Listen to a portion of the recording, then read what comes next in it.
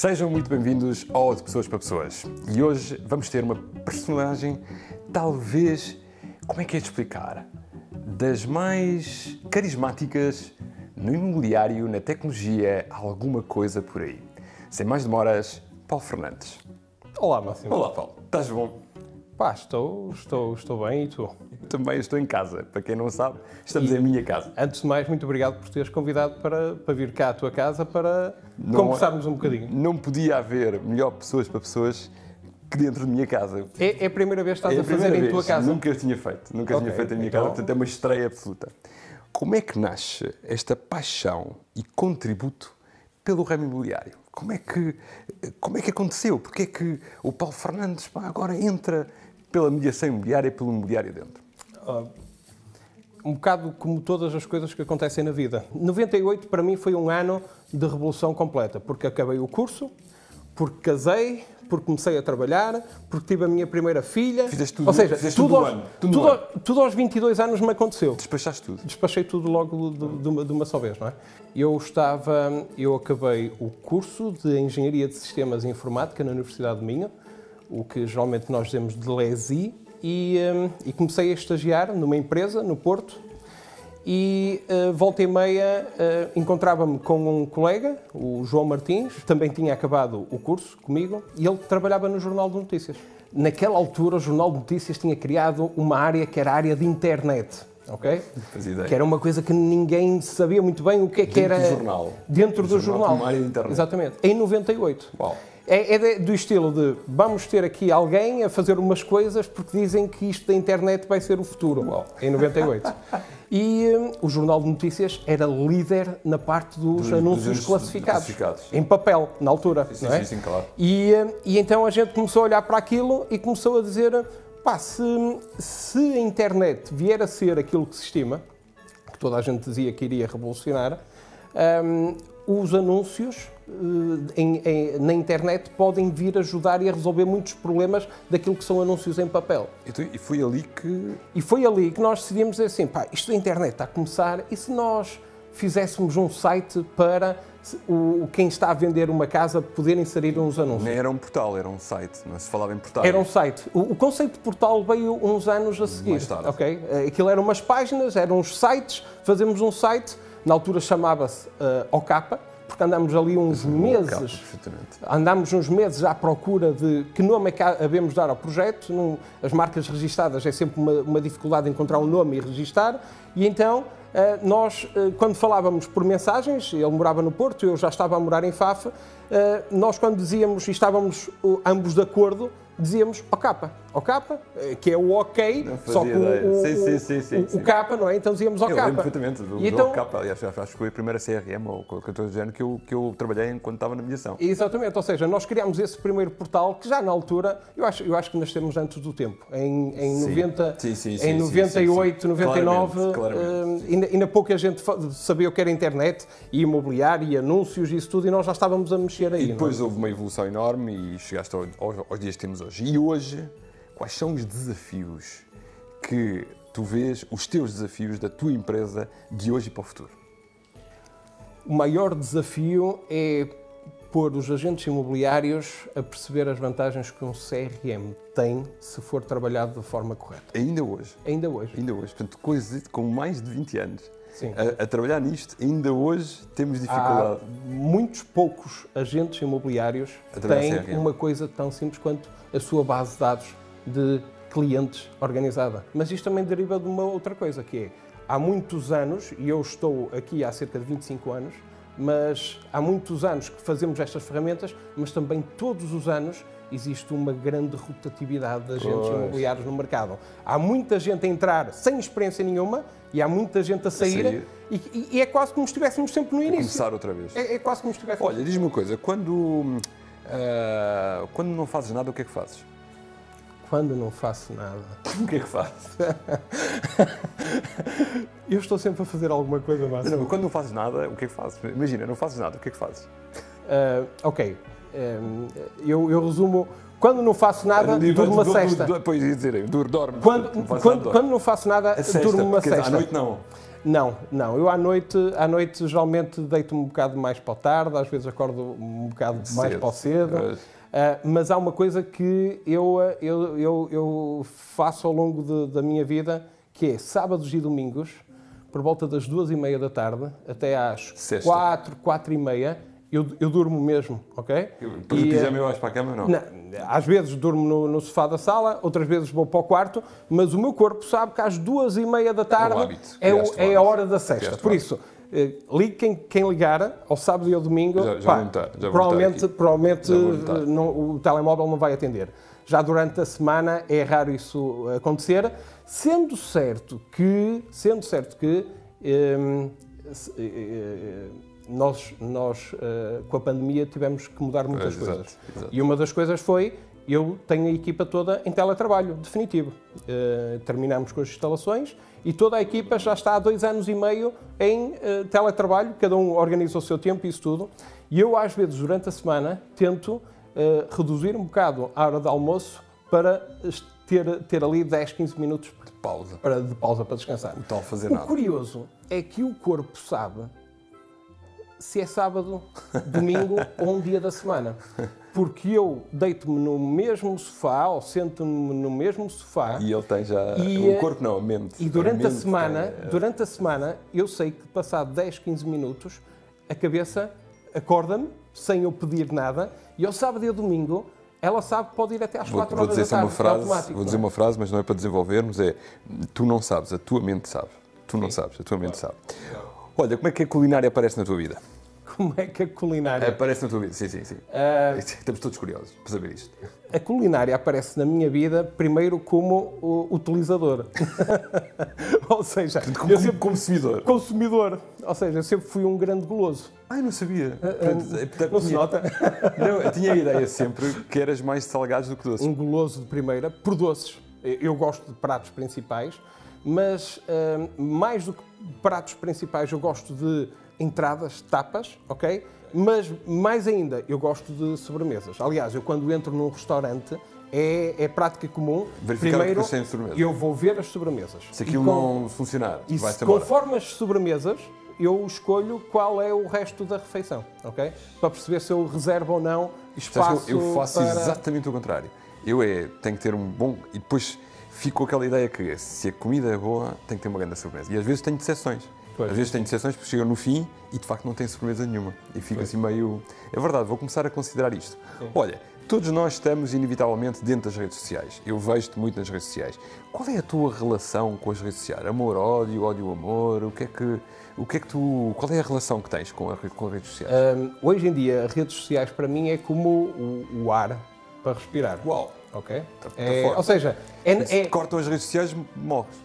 Não. Ficas sem ar? Não é tanto nessa coisa, é mais no sentido de é tão natural que eu já nem dou conta, ok? É como tu respirares o ar, ou seja, tipo, o ar flui dentro de ti. Como lavar os dentes, como... Sim, é mais uma outra atividade, mas é mais no ar do sentido de tu estás a respirar e tu não sabes que estás a respirar, ok? Tu já não dás conta. Inconscientemente. Nas redes sociais é isso mesmo, que é tudo inconsciente numa de... para quem tem que comunicar, e queres tu, que também és um comunicador nato, quer nós, especialmente quem tem que gerir pessoas e empresas, a parte da comunicação é muito importante. E eu gosto de estar a par do que é que vai acontecendo no mercado. Sabes que pelo facto de nós termos clientes em praticamente todos os concelhos de Portugal, as redes sociais permitem-nos resolver um problema que antigamente era mais difícil. Antigamente havia os caixeiros viajantes que tinham que ir a vários sítios para perceber o que é que estava a acontecer. Hoje em dia rapidamente chegas... E hoje em dia consigo, em muitos amigos, chegar à beira deles, quer eles estejam na Madeira, nos Açores, em Faro ou em Chaves, por exemplo, e falar com eles sobre a coisa que eles fizeram no dia anterior. E já agora... Como é que te relacionas? Qual é o teu relacionamento com os agentes? Podemos falar dos mediadores, mas os agentes e mediadores, qual é a tua relação com estas pessoas? Porque são pessoas importantes no teu negócio, eu diria, fundamentais. Sim, mas eu trato-as como trato qualquer outra pessoa, quer que faça do meu círculo faça parte do meu círculo de amizades ou não. Tens agentes e mediadores amigos? Sim, tenho muitos agentes que tipo vão lá a casa e tal, tranquilo. Sim, porque já os acompanho há tantos anos, em que depois nós trocamos mensagens. Aliás, isso é uma coisa curiosa, que é do consumo das redes sociais, eu diria que 80% é por mensagens diretas. Já percebi. E 20%, Aliás, é pelos feeds. Apanho mais facilmente no Messenger do Facebook do que outro canal qualquer. Claro. Falaste há pouco da CRM e sem fazer, vamos ver se consegues, sem fazer qualquer tipo de publicidade à tua ou de... Qual seria para ti, ideologicamente, em 3 palavras só, a CRM perfeita? O que a CRM perfeita deveria ter? Agora não é fácil. Só 3 coisas. 3 coisas que deviam ser os pilares da CRM perfeita. Da CRM perfeita, eu diria que deveria gerir o trabalho de uma pessoa no dia-a-dia. Quando diz gerir, automaticamente. Gestão de trabalho automático. Automaticamente, ok. De calendário de trabalho tarefas que tem que fazer e tal. Que tem que fazer no dia-a-dia. Parece-me bem, primeira. Okay. Primeira coisa. Segunda coisa, tem que, eu diria, tem que dar-lhe uma visão de médio e longo prazo de oportunidades, tem que gerar oportunidades para os agentes, ok? Ou seja, através de dados, tem que dar a ideia que tens aqui uma oportunidade. Exatamente. Ou seja, na prática eu tenho que trabalhar o teu dia presente, tenho que gerar oportunidades para médio e longo prazo e depois tenho que lhe dar uma visão, ter um outlook, ter uma visão geral de como é que ele está em função dos seus... Quase previsão. Sim, uma visão e como é que está em termos de alcance dos objetivos dele. Okay? É nisso que nós no CRM fazemos cada vez mais, que é ao mesmo lado que tu tens, lado a lado tens a agenda do dia-a-dia e tens como é que tu estás nos teus objetivos anuais. Okay. E, atenção, mas os objetivos anuais decompõem-se em mensais, em semanais e diários e por isso tens que controlar isto. Por isso, se tu gerires o teu dia-a-dia, no relacionamento, nas tarefas todas que tens de fazer, mais atingir, mostrares como é que estás para alcançar os teus objetivos e no caminho gerares alertas para oportunidades que podem acontecer, as coisas acabam por acontecer. E isto então, a última era essa ou seja, dos alertas. De teres uma visão de como é que estás em termos dos teus objetivos pessoais para o período em que estás a trabalhar. Olha, vou fazer-te uma pergunta muito curiosa, porque eu tinha uma ideia clara dela, uma convicção clara, mas com o passar dos anos essa clareza não é tão clara em mim. E por isso vou fazê-la, e já fiz isto, traz tranquilo, já fiz isto em formações e palestras e por aí fora, que é, será que daqui a 20 ou 30 anos, vamos para o 30, 20, 30 anos, a máquina realmente vai substituir o homem na venda imobiliária ou não? Eu acho que não. Achas que não? Por alguma razão? Eu acho que não. Atenção, só fazer aqui um enquadramento. São 25 anos a trabalhar nesta área do negócio. Há 25 anos que esta pergunta paira constantemente no ar. Mais nos últimos anos. Inclusive, eu lembro-me que há uns anos atrás, o próprio Google, quando nem sequer havia Facebook, o grande monstro, o grande Big Brother era Google, antes de aparecer Facebook, o Google começou a fazer uns projetos em alguns países sobre real estate, sobre imobiliária. E toda a gente, inclusive aos portais na altura, diziam: se o Google pega nisto a sério, isto desaparece tudo. Okay? Depois apareceram as redes sociais, ainda estamos na era das redes sociais. Verdade. E começámos também nós a dizer: o Facebook, se quiser, pode fazer isto tudo. Mas a questão é certo que a máquina pode ajudar a automatizar e a simplificar muitas coisas. Aliás, mas antes disso, antes de ser a máquina, até existe uma outra entidade mais importante para simplificar isto tudo, okay? Que se chama governo. Sim, ok. Verdade. Ou seja, há muita burocracia que pode ser simplificada e a parte processual pode ser efetivamente mais simples. Totalmente de acordo. Mas eu estou a falar daqui a 20 ou 30 anos. Eu nem sei se estou cá, portanto, 30 anos. Certo, mas 20 ou 30 anos é o tempo que eu levei para chegar até aqui, certo, e eu ainda não me considero velho, eu considero-me ainda novo. Estou a dizer que a velocidade agora é outra. Depende. Independente do governo. A tecnologia está disponível, verdade. E muitas coisas não se fazem, não é por causa de problemas tecnológicos. É verdade. É por causa de vontade política. É verdade. Okay? Vontade política apenas.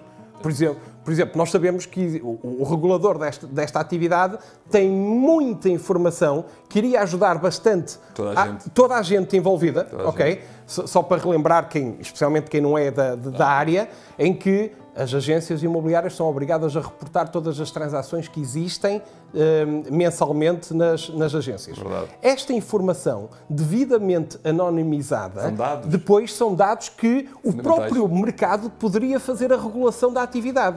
Ou seja, nós não precisamos de gente a fazer de fiscais. O próprio mercado pode fiscalizar-se a si mesmo se essa informação anonimizada passar a estar disponível. A tecnologia existe, a vontade existe há muita. Eu próprio já falei com presidentes do INPIC passados sobre esta vontade. Isto são decisões políticas. Por isso, não é só... Daqui a 30 anos, acho que não. Eu acho que então, mesmo daqui a 20... Eu acho que mesmo daqui a 20 a 30 anos, o papel do agente imobiliário vai continuar a ser importante. Qual vai ser... É um outro tema de discussão. Falando das redes sociais, eu vejo-te muito nas redes sociais e de vez em quando vejo-te a correr e fazer não sei quantos quilómetros de bicicleta. Isso é tudo verdade? Ou fazes mesmo desporto? Já fiz. Não é que não se note, mas é que eu fico sempre muito... Quando vejo os quilómetros que fazes, eu sei, bem, como é que é possível? Eu morria se fizesse aquilo. E queres falar sobre o assunto ou não te dá jeito de falar sobre isso? Não. Isso é um... Eu não tenho capítulos ocultos do livro de vida que estou a escrever. Eu, durante bastante tempo, não gostava da atividade.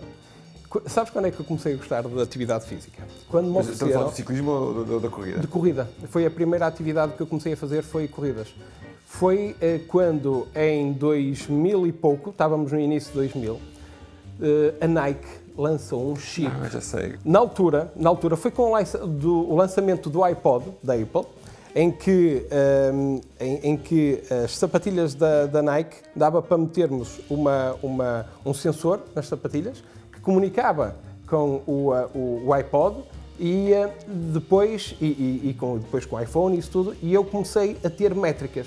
Quando começaram a meter tecnologia no desporto de uma forma simples, porque já havia, mas era mais complicada, foi nessa altura em que eu comecei a dizer assim, olha que coisa engraçada, deixa eu experimentar isto. E comecei a medir tudo o que eu fazia, comecei a registar. E tinha as minhas corridas todas na minha área reservada do Runkeeper e as pessoas até podiam ver em tempo real em que sítio é que eu estava a correr. Ou seja, a tecnologia aproximou-me da atividade física. Podemos dizer que as métricas motivam. Sim, as métricas motivam, qualquer atividade. Mas depois também há outra coisa engraçada, que é, primeiro, eu já corria maratona há maluco, ok? Há maluco. Não quer dizer, sem preparação? Sem preparação. Ou seja, correu mal? Não, correu bem, consegui chegar ao fim, fiz 4 horas e 10 minutos, para quem está a par, não é assim um tempo muito mau, mas também não é assim nada do outro mundo, ou seja, cheguei ao fim a chorar, ok?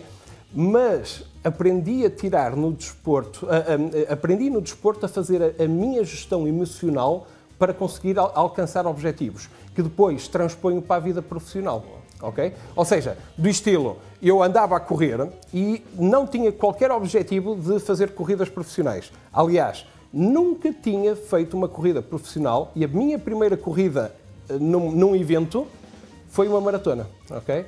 E umas histórias engraçadas que aconteceram lá no meio, mas o facto de dizer assim, não, eu meti-me, agora tenho que chegar ao fim, e o corpo já dizia que não, e a gente ter que correr a chorar e chegar ao fim, porque sabemos que está lá a Rita, está lá a Inês, está lá a Joana, está lá o meu sogro, a minha sogra, eles estão à espera, e eu não vou defraudar quem está à minha espera, e consegui chegar ao fim, mas depois é aquela explosão de alegria maneira, e fui a chorar desde a maratona do Porto até Faf para meter numa banheira e recuperar, mas os 44 km ficaram. Por isso, no ciclismo faço a mesma coisa, dei voltas ao norte sozinho, em bicicletas, que nunca lembraria a ninguém numa bicicleta de montanha dar uma volta ao norte, mas eu chegava ao final do dia, todo estourado, mas com aquela sensação de dizer assim, eu consegui. E se eu consigo fazer isto, consigo fazer mais coisas ainda. E é isso que eu levo para o mundo empresarial. Qual é o teu dia perfeito? O meu dia o perfeito? dia do Paulo Fernandes perfeito. Para aquele dia, pá, este dia foi fantástico, foi perfeito. Pá, eu tento fazer com que todos os dias sejam perfeitos. Não, o dia perfeito. Tem que haver o dia perfeito. Não é tu agora vais dizer que todos os dias são perfeitos. Não, não são, mas... pois não são. Se E, tivesses que aliás, agarrar os dias todos e dizer, pá, este é o dia, pá, isto, faço aquilo, faço isto, é o dia perfeito. Ok, eu vou-te responder isto em duas partes.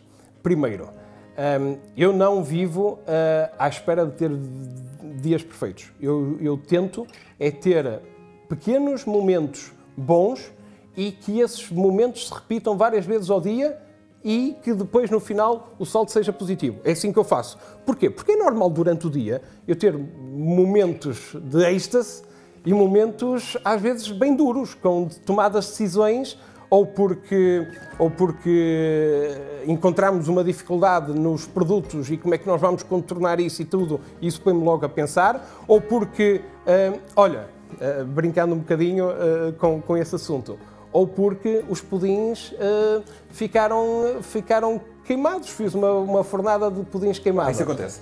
Acontece. Volta e meia acontece. Mas a gente aprende. Claro. Aliás, tão simples quanto isto. Hoje é sábado, no passado domingo, nós recebemos uns equipamentos novos, uns fornos novos recebemos, e eu estive a experimentar fazer o pudim e uma coisa que aconteceu foi uma fornada ficou estragada, ok? E as pessoas não estão habituadas, é muita potência. Primeiro, é uma coisa muito sensível. Okay. Os pudins que nós fazemos é uma coisa muito sensível. Mais um minuto pode dar cabo de tudo, ok? Mas também eu gosto de experimentar quais são os limites daquilo que eu faço. E, voltando ao ponto anterior, que é um dia perfeito, para mim, é um dia em que eu misturo várias coisas em simultâneo durante o dia, ok? Aliás, é normal eu começar numa atividade e acabar o dia noutra atividade e pelo meio ainda ter feito umas outras coisas. Tem que haver diversidade no dia. Sim, e tem que haver feedback e comunicação com muita gente. Ok? Se passar um dia sem comunicação, sem falar com pessoas... Não pode ser um dia perfeito. Eu chego ao final do dia no sentido de, pá, eu não evolui, eu não cresci. Okay? Pergunta fechada. És workaholic ou não? Fechada, sim ou não? Não sou. Não és workaholic? Não depois disto tudo não és workaholic? Okay. Não me considero eu vou tentar acreditar. E olha, e como é que é viver com 3 mulheres em casa? Esta é provavelmente a pergunta mais complicada. Esta é provavelmente a pergunta mais complicada, porque embora quem nos esteja a ver não as veja, elas estão ali ao lado. Elas estão ali ao lado a assistir, não é? Elas também estão aqui em tua casa e estão a ouvir aquilo que eu digo, não é? Por isso... Sim, mas é abstraito, quer dizer... É muito bom. É? Pronto. Okay. Porquê? Porque não é que se eu tivesse 2 filhos, como é o teu caso, fosse melhor ou pior, mas eu habituei-me... Eu tenho essa experiência, não é? Sim, eu habituei-me a ser o homem da casa que é sempre bem tratado e é sempre... Isso é interessante. Embora, como em tudo, quer do ponto de vista profissional, pessoal, isso tudo, há altos e baixos. E há muita gente que diz, eu acompanho a vossa família e vocês são o máximo e fazem isto e fazem aquilo e isso tudo, e as pessoas veem muitas coisas dessas, mas eu também não tenho problema nenhum de dizer às pessoas que nós muitas vezes nos chateamos também uns com os outros. E, por exemplo, na pandemia tivemos momentos complicados do estilo de uns achar uma coisa, outros achar outra. Mas o importante é ir gerindo a dinâmica de família e ultrapassando isso. Mas em pandemia foste bem tratado, não é? 3 mulheres em casa bem tratado. Em pandemia foi excelente. Sim. Embora elas também têm que ter uma paciência de santo para maturarem. E a tua equipa, a família? Porque eu muitas vezes telefono-te e tu dizes isto é a equipa que tem que... tenho que falar com a equipa. Isso não pode ser assim, porque a equipa... O que é a equipa, afinal? A equipa é família? Não estou a falar da família, estou a falar da tua equipa, que eu ouço isso muitas vezes. Certo. É preciso fazer sempre uma correta distinção de todas as bolhas que nós temos no nosso relacionamento. Do que são amigos, o que é a equipa de trabalho, o que é a família, mesmo amigos de Facebook e amigos mais próximos são diferentes, da mesma maneira que na parte de colegas de trabalho. Aliás, mesmo dentro das famílias, e isto é importante para o contexto que eu vou dar a seguir, mesmo dentro das famílias, e eu venho de famílias grandes, o meu pai são 10 irmãos, por isso eu tenho famílias grandes de um lado, famílias grandes do outro. Mesmo dentro das famílias é normal haver pessoas que a gente se dá melhor, pessoas que a gente se dá mais normalmente, ok? Com a equipa de trabalho acontece a mesma coisa. Eu às vezes digo que é uma família, mas é preciso distinguir, obviamente que não é família de sangue, mas é família de relação. De relação, ok? E eu digo isto porque é com muito orgulho que eu tenho uma equipa que me acompanha há muitos anos. É uma responsabilidade grande, por um lado, mas também é um orgulho enorme saber que nos mantemos unidos. E simplifica as coisas no dia-a-dia, porque cada um de nós já sabe qual é a sua posição, como é que remata, como é que aquele precisa, como é que aquele resmunga e quando é que aquele está com mau humor. Sabemos isto tudo, mas isto é como se fosse em casa. Nós também percebemos estas coisas. Nós estamos todas. num período... estamos sempre em períodos conturbados, foi a pandemia, agora é a guerra, é a inflação, é a Euribor, não sei o que vai acontecer. Como é que tu vês o futuro? Muito desafiante, mas sem medo dele. Há 3, 4 anos atrás, nós nas nossas formações, tocava-se no assunto da bolha, se estamos na bolha ou não. O que é certo é que já passaram 3 ou 4 anos e as coisas nada. Não é? Aliás, eu li um artigo ontem à noite, por acaso, do presidente da APMIP, que dizia que bolha... que bolha havia. Sim, exatamente. Ontem à noite eu estava a ver do Paulo esse artigo a dizer bolha, que bolha, não é? E eu acho que o imobiliário está-se a portar muito bem, não é? No entanto, temos aí um conjunto grande de desafios pela frente que não é daquela de assobiar para o ar à espera que eles passem. Não, isto vai provocar algumas alterações no mercado, provavelmente vai mudar o ciclo no mercado imobiliário, ok? E isso vai afetar-nos a nós. Por exemplo, no caso da formação, isso vai nos afetar no sentido de percebermos se a oferta formativa que nós estamos a dar vai ter que ser ajustada. Porque as coisas provavelmente vão mudar. Vamos perceber como é que daqui a um ano, às tantas, se estas coisas que às vezes parecem leis universais, se vão continuar ou não vão continuar. Olha, última pergunta. E essa última pergunta, tens o mínimo de uma palavra para responder ou o máximo de 3. Quem é o Paulo Fernandes, no mínimo uma palavra ou em 3? Empreendedor, okay. Entusiasta pela vida. São 4. Empreendedor, entusiasta pela vida. Eu desculpo. Tá. Desculpas? Olha, muito obrigado. Espero que tenhas gostado da entrevista e que tenha de pessoas para pessoas, aliás, e nada, e vamos vendo por aí. Eu é que agradeço a oportunidade de até mostrar um bocadinho mais sobre o Paulo Fernandes. Exatamente. A todos que estão lá em casa e que nos estão a ver. Muito obrigado, Paulo.